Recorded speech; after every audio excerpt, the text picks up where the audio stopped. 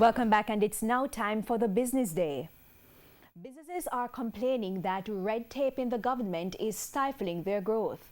The president of the private sector organization of Jamaica shared the renewed concerns recently in Montego Bay at the Jamaica International Exhibition Business Breakfast. TVJ's Andrew Laidley reports. Jamaica slipped 8 places in the new Forbes 2019 Best Countries to Do Business report. But before that, the country fell 4 places in the most recent World Bank's Doing Business report 2019. Jamaica also lost its position as the highest-rated country in the Latin American and Caribbean region World Economic Forum's Global Competitiveness Report, slipping 10 places last year. PSOJ President Howard Mitchell argues that these misfortunes are a result of tedious processes which continue to stifle businesses. Bureaucracy is alive and well in Jamaica. Admittedly, the state has been making efforts. We're going to launch the Trade Information Portal next month. I am chairman of the Electronic Single Window for Trade. It is challenging. It is 20 border regulatory agencies that have to be transformed.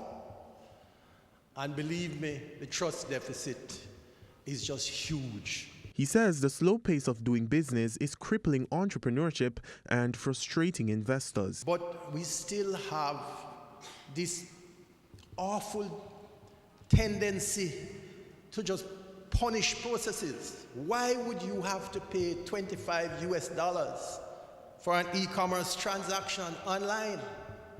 Why? What is the cost? That kills a small entrepreneur. Mr. Mitchell also argued that some of the attempts to fix the bureaucracy aren't working.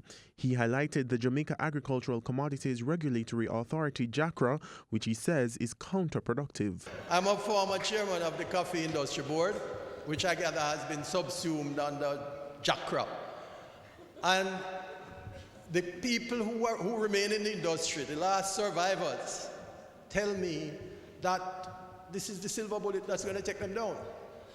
So I think we need to focus on that, Mitri. We need to get that straightened out, because it may have been a good intention, but it's not working out. I'm calling for urgent and serious dialogue on JACRA. Speaking at a function recently, Prime Minister Andrew Holness admitted that there are laws which cause unnecessary delays and frustrate investors. Mr. Holness says it is unacceptable that a project which should have been completed 10 years ago is taking 30 years for approvals to be granted. Andrew Laidley, TVJ News. The Business Review.